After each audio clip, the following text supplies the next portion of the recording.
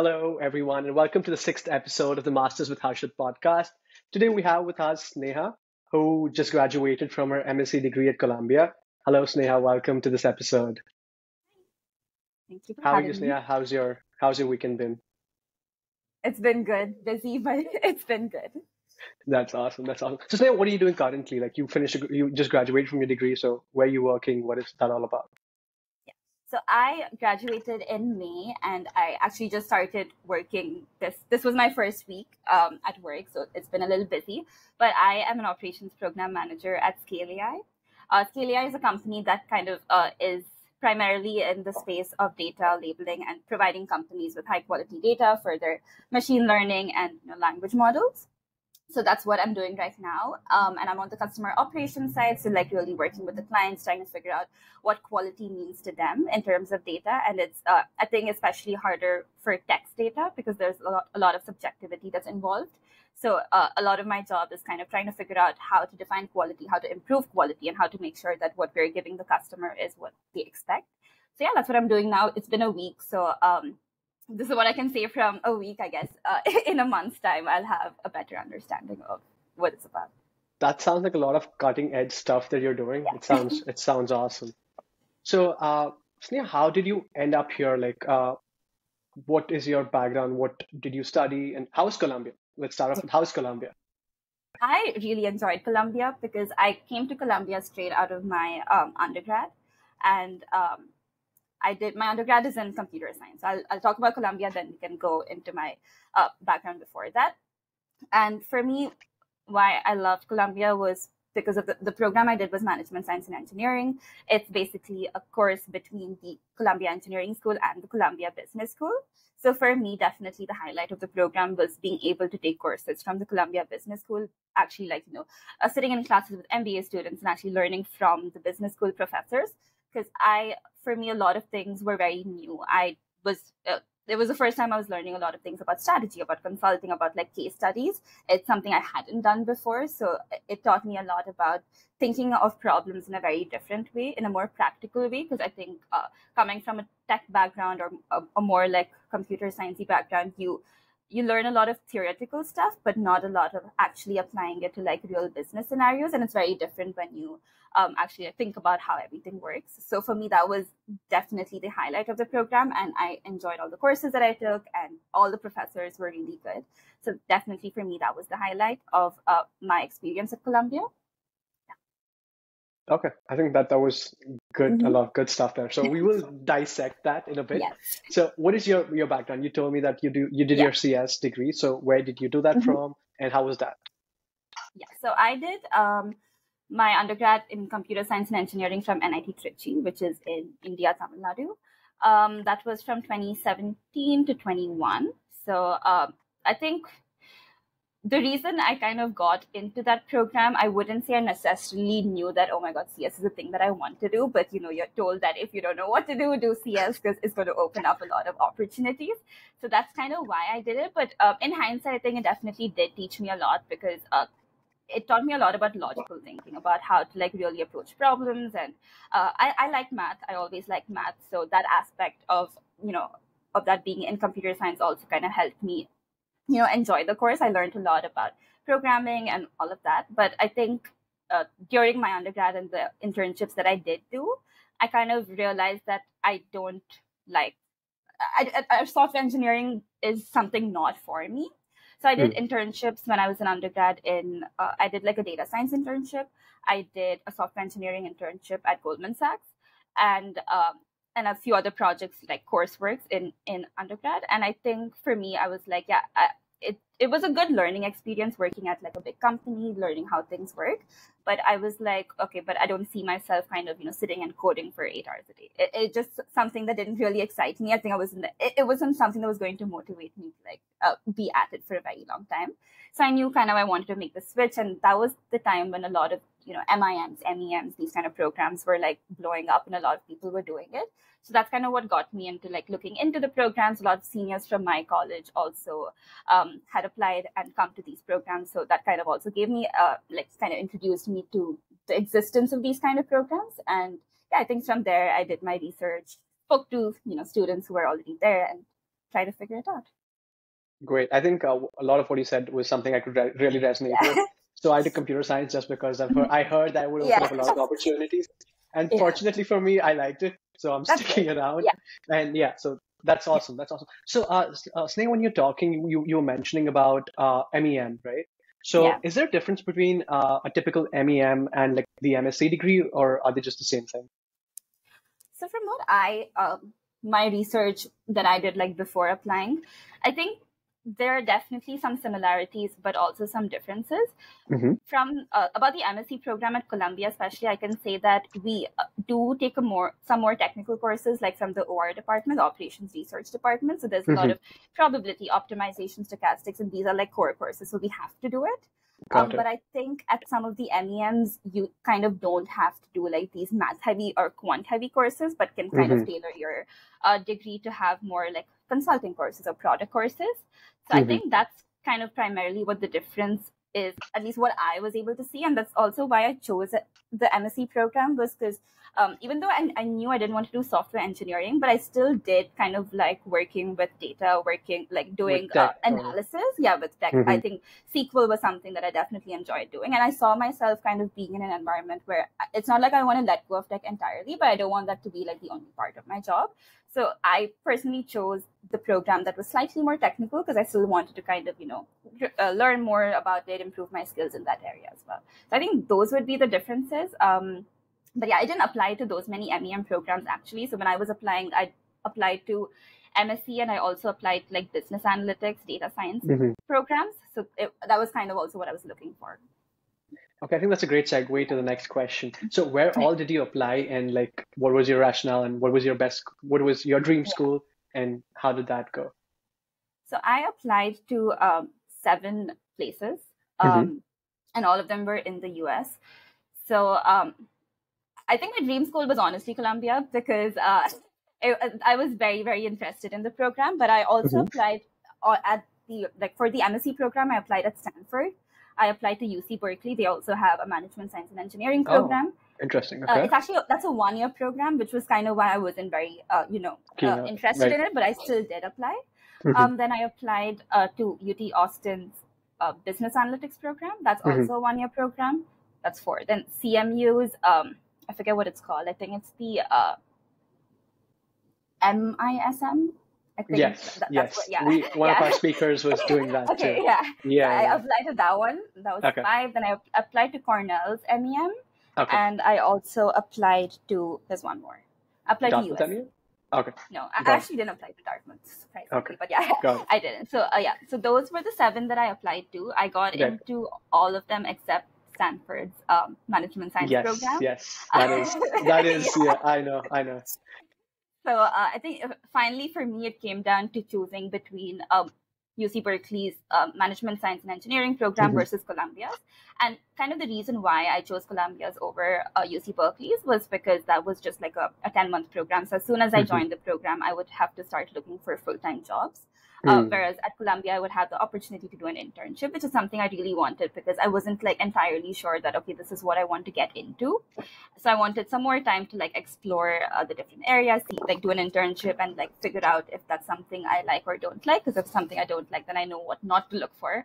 Because I think my whole job search kind of process all along has been kind of by elimination. Like I know what I don't want to do, so I'll Right, look for right. everything else and then kind of figure out what I like doing. Got Yeah. it. So is your internship related to your like full-time job? Because you interned at the same company, right? So is that like continuation or like, I mean, the role kind of a thing Um, or? so no, I actually did not intern at Scale. Oh, okay. Yeah, Okay, my bad. I interned at Indeed, the job search platform. Oh, great. Okay. Yeah.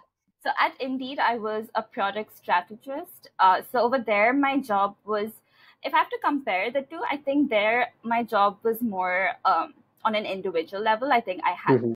it was more of like me working on a project and less Mm-hmm. of a managerial role as compared to Okay. what I have here. But that was something I enjoyed too because it was a mix of data technical stuff, but also more on like the strategy side and working with like other cross-functionally with other teams. So my project there was to kind of analyze and understand the different companies that spend on the platform and try to recommend strategies to make like the lower spenders spend some more on Indeed. So Got that it. was kind of like the overview of what I did. And so there, I think primarily I did a lot of data, not even collection, but like data combining from like different data sources, and then doing analyses on that, and then using the findings of that analysis to like come up with recommendations and strategies. And I think for me there, the biggest learning was like, sure, you have all these analyses, but really putting that into a compact, impactful story to like when you're presenting this to, let's say, senior leadership or other stakeholders who don't have much context about like what the project's about, and really simplifying it is so much harder than I had imagined it to be, because like I have all these data, all these analyses, but like if I just put them on a deck, it's not going to like say a lot. So I think that's where I struggled, but also learned a lot, was really trying to make the story very impactful. And there should be like a flow, like we did this for XYZ reasons, and then this is what we found, and this is why you should care about it, and this is what you should do. So definitely that internship, I really enjoyed it. It was very rewarding. I had complete ownership of my project. I was able to like see it through to completion. So yeah, I had a great experience there. But then unfortunately I couldn't go back there because of the job market. So I did get a full-time offer, but it was rescinded because of the company-wide layoffs that they had. Right. But it's fine. I think it opened up a different avenue. It all happens for the best, like this. Yeah. That's nice. That's nice. I think also following up on how it's different to what I'm doing now. I think now I have, at least the role I have, there is like a tech component to it. I will be using like SQL to do some querying, some analyses, but that's not, I guess, as big as a role as my previous job was in my previous job. But here I'll also be doing a lot of really making sure that things are on track. They're going as according to like the speed we want it to be. Quality is being ensured. So it's, I think, a lot more hands-on and a lot faster. Definitely it's a startup and things are moving very quickly. So yeah. That makes a lot of sense. It sounds very fun what you're doing. I feel a little, probably shouldn't have taken some computer science, but too late to regret that. It is fun. It sounds very fun. I hope I find a job that sounds fun. Yeah.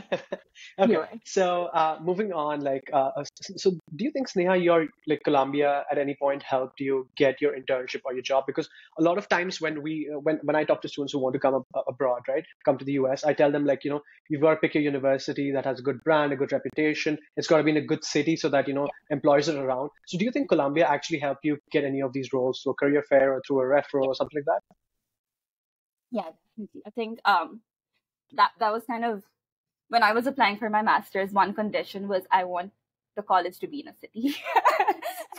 That was, a big condition. Maybe like probably not for the right reasons, but that was That's something okay. I was looking for.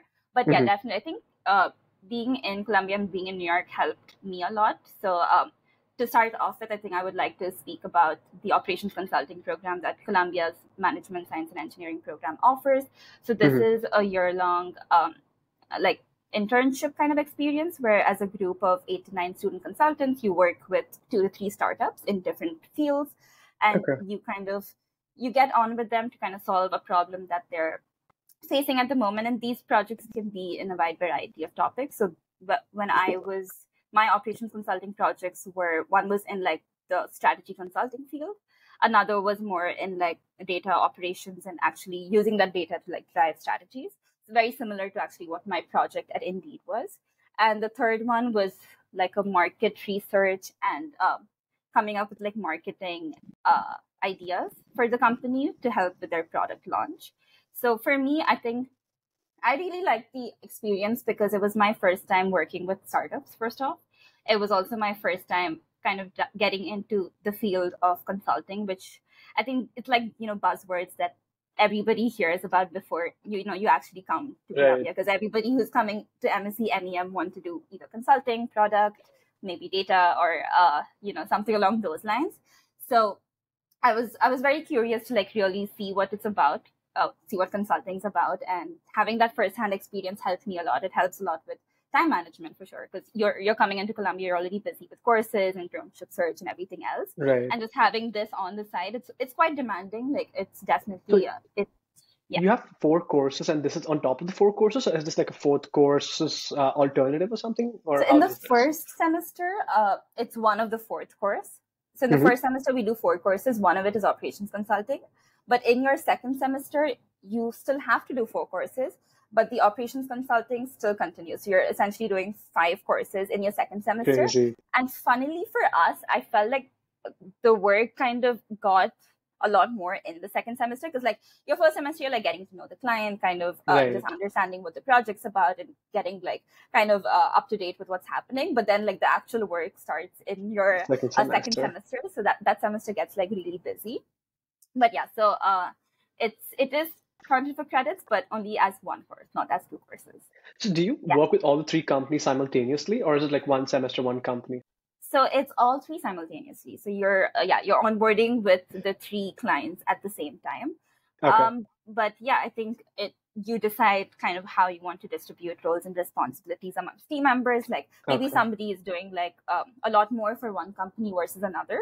It's also Uh, like based on your interests, what you want to got it. learn more about. And Mm, usually mm, it mm. works out where somebody like there are like an even number of people who want to like work primarily on one project versus another. So Correct. that also helps with like time management because I think it's practically not possible to be like, Exactly. really, It yeah, sounds like a lot it's of a lot. work to Yeah, me. it's a lot. So, but that way, Right. I think, yeah, we were able to kind of divide work in This that way. sounds So, right. This also sounds like a very hands-on course. Would you yeah, say that it is so? Because I think from the people I've spoken to and who've come on this podcast as well, no one's really spoken about a course that's been so hands-on, like where yeah. you've got this. Was that one of the considerations you've had when you were applying for the MSc program? Yeah, definitely. I mean, definitely that was like one of the big kind of things that came on my pros list when I was considering Columbia's program is the Got it. hands-on nature of it. So yes, you are working with clients, and I none of my clients were like physically based in New York, but I do know of Okay. some other teams that had companies who are based in Right. New York, and they would actually meet with the clients sometimes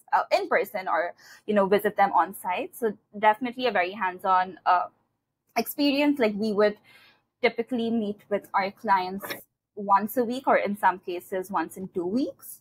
So you're like constantly communicating with them, constantly like working with them. You have like access to their data, to their like dashboards, everything. Like you're really doing work for them in real time. And I think for us, it was nice because one of our projects, we actually did work that was being actively used in their board meetings, like while we were doing it. And then they were Whoa. also able to tell us that, hey, so we use this. It would be nice to have this as well. So it was like, this iterative loop of we're doing Correct. work, giving it to them. They're coming back with us for suggestions and like things we can add to it. So I really liked that project. It was a pretty cool project. Yeah.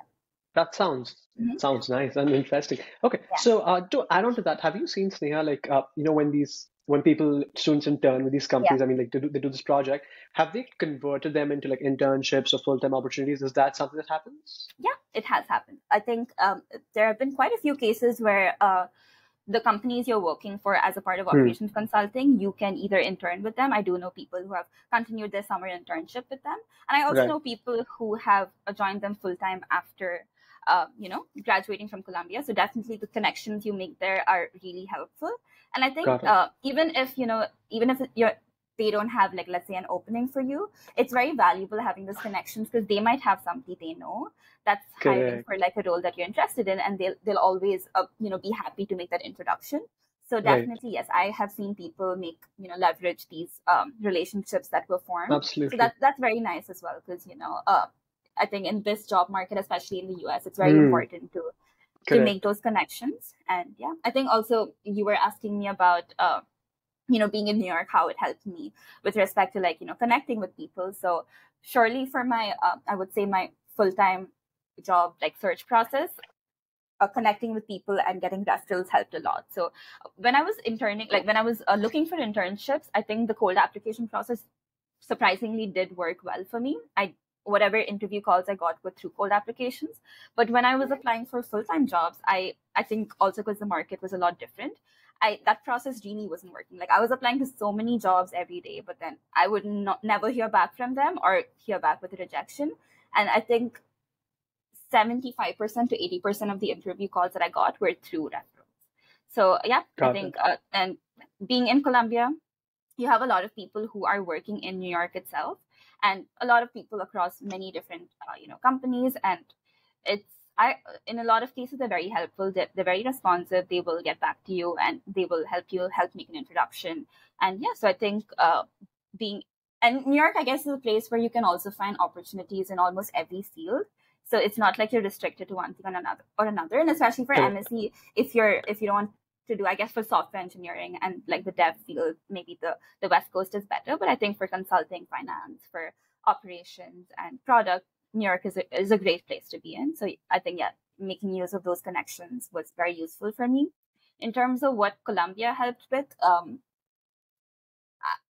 I'll be honest here. I think they could have done a better job with respect to like career fairs and, actually getting us in touch with companies. But I think it was a difficult time for them as well because they were navigating shifting everything online. Because I know before they used to have like in-person, career fairs where companies would come to campus, but then things had to be done more virtually because of COVID. Right. But yeah, I think surely there were some good companies that did come to campus. And it's actually funny because for Indeed came to campus for a different job, which I wasn't like for a different role, which I wasn't really interested in. But because they came to campus, I kind of looked onto their career page to see what other roles, would be relevant for me. And that's how I ended up getting that internship. So it helps in that way. You're getting like, Right. you're getting introduced to like companies which I might not have, thought of Indeed if it weren't for that. So I think in that way, it's definitely, helpful. Got it. That makes sense. I think what you've mentioned about, people being able to convert the project they're doing Yeah. while studying is something very important given Yes. given the job market. No, And it is, yeah. there are some companies or some roles that have a very specific or a very small niche, and getting into that niche and like getting like a connection, I think is very, very invaluable. Yes. So I think Yeah. that's super important and super nice. Yeah. Thank you for that. So, Sneha, what did your course look like at Columbia? How many courses do you have? How many semesters did you have, and how was that? So the course for the MSc program, you need to do 36 credits, Mm-hmm. and it's typically done over 3 semesters. But I extended my program for another semester, so I finished the 36 credits over 2 years. Mm-hmm. So what that would typically look like if you're doing it in 3 sems is like 4 courses per semester. But you can also, I think 1.5 credits goes towards your internship. And if you're doing like a co-op in your 3rd semester, you can also credit 1.5 towards that. But what I did, I did part-time in my 2nd, 3rd semester and 4th as well. So that I kind of like spread out my courses. But yeah, typically people do it in 3 semesters. Got it. Okay. So, I mean, so if people are doing it 3 semesters, they will probably be doing four courses like every semester almost. So I think it more looks like 4, 4, and 3 because Okay. people use 3 credits towards internship plus co-op. Yeah. Oh, got it. So usually the last semester I've seen people taking fewer than 4 courses. And also you can, if you want to do like 5 courses in your 1st semester, that's also an option. Nobody's like restricting you, but it's a lot. It's going to be a lot. Yeah. Because I'm doing 4 and auditing 1, and I can tell you that's a lot. Yeah. So that would be too much. I would personally not want to do it. But yeah, typically I see people doing fewer than 4 courses in the last semester. It's a little more chill compared to the previous 2. Got it. So, Sneha, you were mentioning about, your core courses like probability and stats and things like that. Yeah. But what are the other subjects that you took and you found interesting, either in the business school or in the operations research school? Yeah. So the core courses for this program is operations consulting. That's the 1-year industry experience course. Then there's probability, optimization, and stochastics. So these 4 courses you have to do. And then there are also like these sub courses that need to fall under certain categories. So there's like analytics, there's management, and there's decision, risk, and operations. So those are the 3 categories under which you need to take a certain number of courses. And then you also, I think there is some other requirements that you need to kind of fulfill to get the degree. But what the other courses that I took that were really helpful, at least for what I'm doing right now. So my 1st semester, my elective I took was sports analytics. It was actually a really fun course. I liked it a lot. It was from the business school. The professor was really cool. And I learned a lot from there. I think sports analytics, even though the focus was like doing analytics on like, different sports, but definitely I learned things that are transferable to like other areas as well. Makes sense. And then in my 2nd semester, I took up operations, what is it called? what it's called. Okay. I did business analytics was one that I Okay. did. Operation strategy, yeah. How can I forget? Okay. That's one that I did. And the third course that I took that semester was it was actually stochastic. So that was a core course that I had to do. Got it. So Right. business Yeah. analytics is again from the business school. I loved it. I think you'll speak to different people, you'll get different opinions about it, but I personally loved it. It was so I think the focus of this course was less on like the math and the machine learning and how that comes up, but more on the application of it. So more on Hmm. how you're applying this to like real world business cases. And I liked it so much that in my third semester, I took business analytics too. It was by the same professor, Daniel Guetta. And that was actually, I took that with MBA students. So that was really nice as well. So that course, because it was with the MBA students, was Hmm. even less focused on the math, but a lot more focused on the application of it, which I think makes a lot of sense because I think I see myself kind of using those things now when I don't really need to, uh, you know, change too much of the model itself, but like really know how to use the model and what the results of it means. So I loved the course. I had done machine learning before in undergrad, but I think the way I kind of understood concepts in this particular course was really something very different, and the professor was amazing too.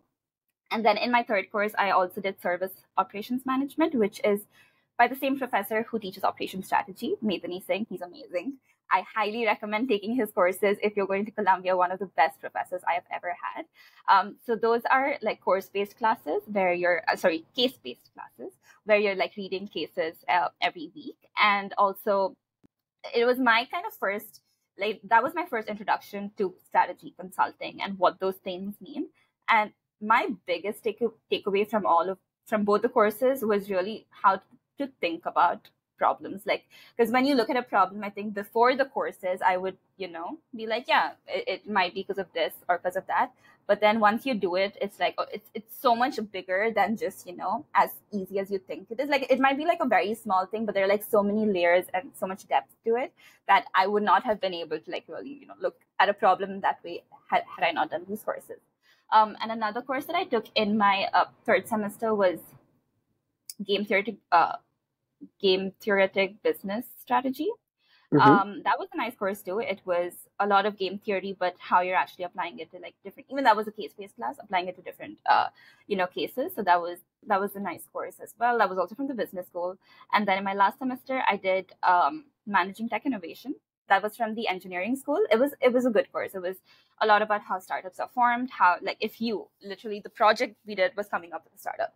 So Crazy. from literally the ideation phase of what you want your startup to be in, who your competitors are, doing market research, coming up with like a MVP or what your product should look like, financials, and how you would go about for funding, and really kind of thinking about where you would launch the product and how you would try to like actually make it successful. So it goes through the entire life cycle of a startup, and Got it. it's making a lot of sense now that I'm working at a startup. I see like a lot of it actually in action here.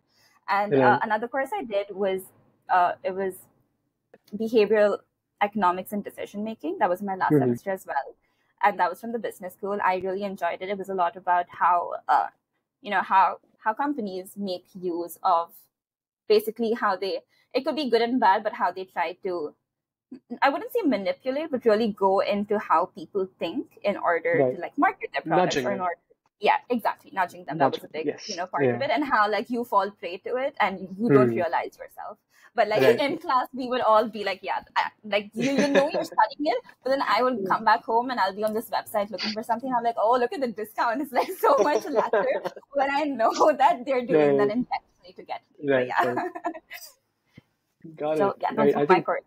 Like, I Hmm. think I would say roughly half of them from the business school and half of them from the engineering school. So that was really amazing that we could, actually take those many from the business school. I think that's very interesting. You've spoken about all these courses, right? And they sound like almost like an MBA degree to me. So a lot of these courses. So how is this? Because I was asking the person who's done her and who's going to start her MEM as well. So how is this different from an MBA? Um,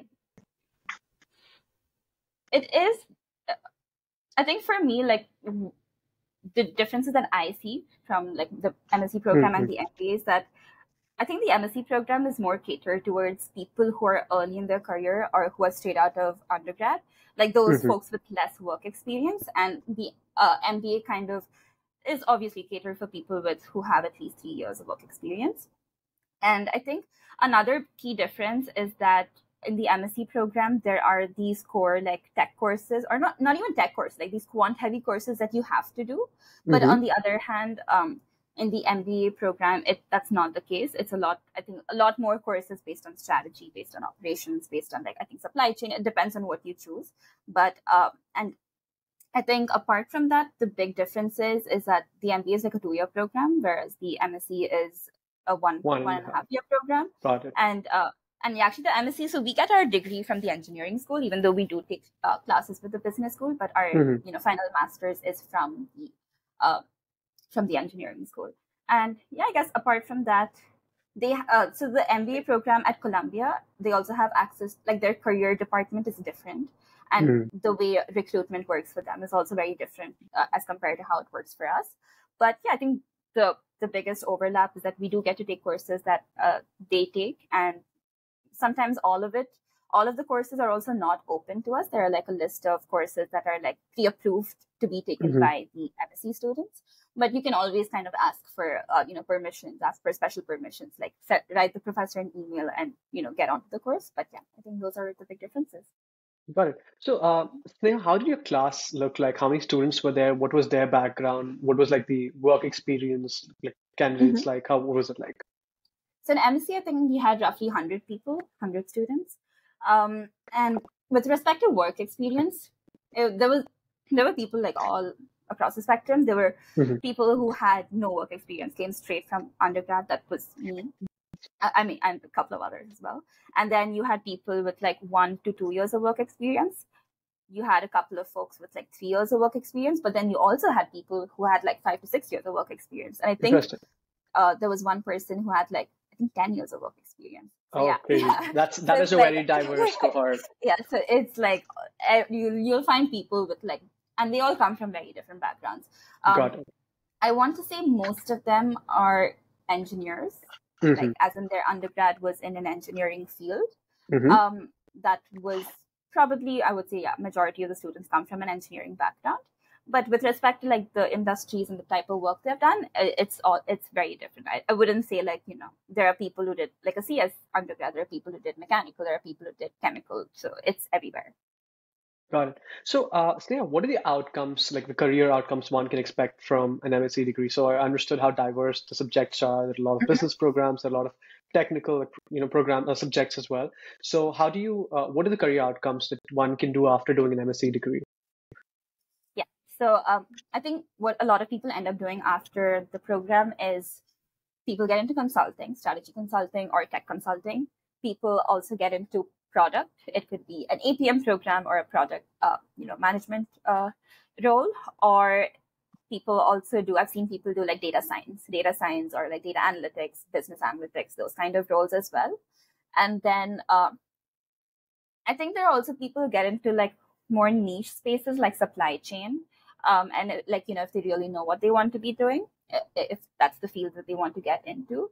And I guess, yeah, I think these are like the major areas people get into. Like, and under product management, there's like all sorts of things like program management, project Hmm. management, all of those different aspects as well. But yeah, these are the primary areas.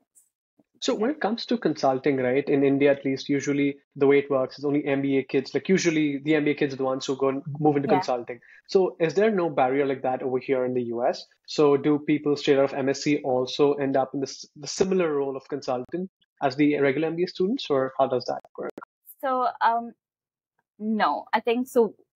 When you're applying for consulting coming out of like the MSc program, again, it depends on how much work experience you have like Hmm. before joining the program. But typically, you would be um, applying for the roles that in the US are open for undergrads. Ah, got it. Yes, so in most of the cases, that's how it works. So you would be applying for those roles. It would be like the associate. I think it's like the business Associate analyst. consultant. Yeah, Right, right. that level. Because the MBAs, I think they get into like the management consultant role. So it's Correct, slightly correct. different, but again, it also depends on the company. Right. So it's very it depends on like Specific the to. company, what Hmm. like domain they're in and everything. But from what I've seen, a lot of my friends have gotten into consulting. It's more at like the associate level. Got it. Got it. Sneha, how much did the entire course cost you, and like, how did you go about funding it and things like that? So the entire course, I think for like credits wise and would be around 120K for the entire program. Definitely, it's more expensive as compared to like some of the other programs in the same area. Um, and also that's I think just the program cost. Then you need to take into account housing and living expenses in New York, which is as we all know quite expensive. Yeah.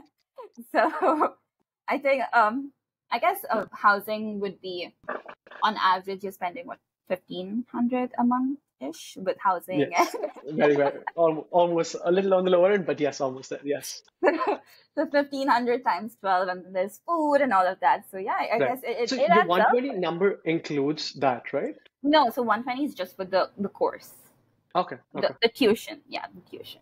got it, got Yeah, it, but this is like over 3 semesters. got it.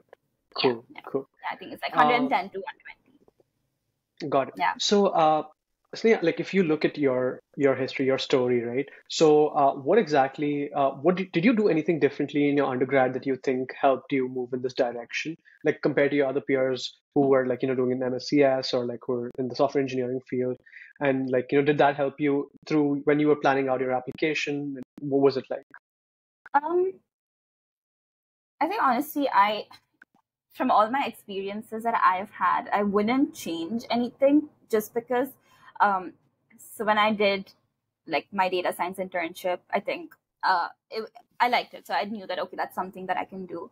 And then when I did my software development internship, I'm like, okay, this is something that I probably don't like as much. But I think sure, there if there were things that I would I guess wished I had done when I was back in undergrad is I guess like actively learning about the different fields that are out there, like learning about what consulting is all about, learning about what product management is all about, and also doing like relevant courses that could kind of help me upskill in that area, because I think I was at that point I was like a CS student, so I didn't really look at anything outside of it. But Right. yeah, I think that's something I would change, try to look at some other things. I think most importantly actually talking to people, because that gives you like a better understanding of what the role actually is, because on paper like a data scientist at one company versus a data scientist at another company means something like entirely different. So like talking to people and really understanding what they're doing, I think will definitely help. I did that when I was applying for internships as well, and that helped a lot. I think that's super important what you mentioned, right? So even right now, when people, even people who've come on this podcast, everyone says the same thing. There Yeah. is no alternative to like reaching out to Yeah. people and talking to people. Yeah. Only talking to Yeah. people will really, really help you. Yeah. Yeah. So Sneha, if possible, would you be comfortable sharing your GPA, your GRE, and your TOEFL score so that people get an idea? Yeah. So my undergrad GPA was 9.2 out of 10, and my why are you smiling? My GRE score was I think it was 328 out of 340. It's been a while. It's been a while since I've Absolutely. done it. No, yeah, 328, yeah. and I think the breakup was That's okay. I think yeah. Okay, higher I end don't one. remember that. Yeah. Yeah, And my TOEFL score was 180 out of got it. 180. Got it. So yeah, clearly these are like Columbia numbers. Yeah, no, Uh, but I think also now like a lot of these programs make it optional to like submit your scores, so I don't think mhm. it's as important as you imagine it to be. I think they Right. definitely do look for like a well-rounded application and Correct. your experiences and why you want to like join the program. Right. So, Sneha, did you observe a trend? I mean, like in your peer group at the MSc program, were they all?